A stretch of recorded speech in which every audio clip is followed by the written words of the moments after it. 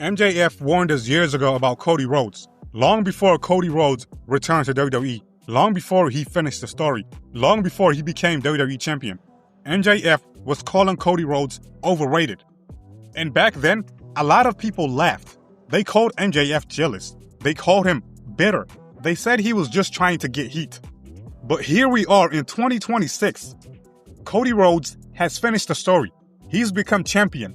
And somehow, he's less interesting than he was chasing the title.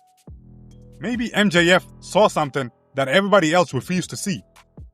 And when you really look back at Cody Rhodes' career, you start to wonder, was MJF right all along? I mean, let's go back to AEW. Everybody talks about Cody Rhodes like he was the face of the company. But was he really? When fans remember early AEW, what do they talk about? Jon Moxley, Kenny Omega, Hangman Adam Page, Chris Jericho, MJF, the Young Bucks, Bryan Danielson. Even Sting's run became bigger than Cody's. Cody had great moments. He had emotional promos. He helped start the company. Nobody should deny that. But eventually, fans started turning on him. Not because he was a heel. Not because they hated him personally. They just stopped connecting with him. Meanwhile, MJF was becoming the hottest heel in wrestling. And that's when MJF started dropping those famous lines. He called Cody a fraud. And he said Cody always wanted to be viewed as something bigger than he really was. And maybe, looking back, MJF wasn't completely wrong. When Cody returned to WWE, everything changed. The presentation was incredible. The crowd reactions were huge. The entrance was amazing. The promos were emotional. But there was one thing carrying everything. One phrase. Finish the story. That was the story. That was the character. That was the mission. Fans wanted Cody to win because they wanted closure. They wanted Dusty's son to accomplish what his father never could. It was emotional. It was powerful. But here's the problem. What happens after you finish the story? Because once Cody won the championship, the chase was over. And sometimes, the chase is more exciting than the reign. And that's exactly what happened. Think about it. Who feels like the biggest star in WWE right now? Roman Reigns. Every time Roman Reigns appears, it feels special. People stop what they're doing. The aura is different. The reactions are different.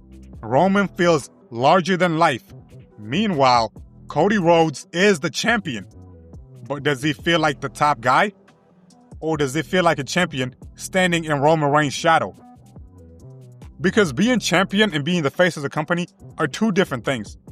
John Cena wasn't just champion. He was the guy. Roman Reigns isn't just champion. He's the guy. And Cody Rhodes, some fans feel like he's still trying to become that guy. And that's not necessarily a knock on Cody. It's just reality. Titles don't automatically make you the biggest star. Another criticism fans have started making is repetition. How many times have we heard Cody talk about legacy? How many times have we heard about Dusty Rhodes? How many emotional speeches can you do before they stop feeling special? At some point, fans want evolution. They want layers. They want something new. I mean, look at MJF. He's constantly changing. He's a heel. He's funny. He's evil. He's vulnerable. He's unpredictable. You never know what version of MJF you're going to get. But with Cody, fans know exactly what they're getting. Suit, entrance, whoa, emotional promo, legacy speech, rinse, repeat. And eventually, repetition turns excitement into routine. Now, before people get angry, let's be clear. Cody Rhodes is a star. He's a draw. He's successful. He's accomplished. Nobody can take that away. But being successful doesn't automatically mean you're the top guy. Because when fans debate the biggest stars in WWE, Roman Reigns gets mentioned first. Some people even bring up CM Punk. Others talk about Gunther of all people. Gunther over Cody Rhodes. And that raises a question. If you're champion, but fans still view somebody else as the bigger attraction, are you really the number one guy, or are you just holding the belt? And maybe that's why MJF's words have aged so well. Maybe he saw that Cody Rhodes was always better chasing greatness than actually sitting on top. Maybe Cody's greatest story wasn't being champion. Maybe it was trying to become champion. Because once he accomplished the dream, there was nowhere left to go. And suddenly, the character stopped growing.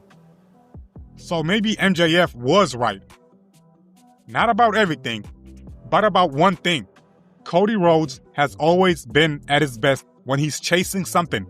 Because the moment he finally reached the mountaintop, the magic started disappearing. But that's just my opinion. What do you guys think? Was MJF right about Cody Rhodes? Has Cody become boring after finishing the story? And does Roman Reigns still feel like the real top guy in WWE? Let me know your thoughts in the comments. And if you enjoyed this video, hit that like button, subscribe. I really appreciate you guys watching, and I'll catch you guys on the next one. Peace.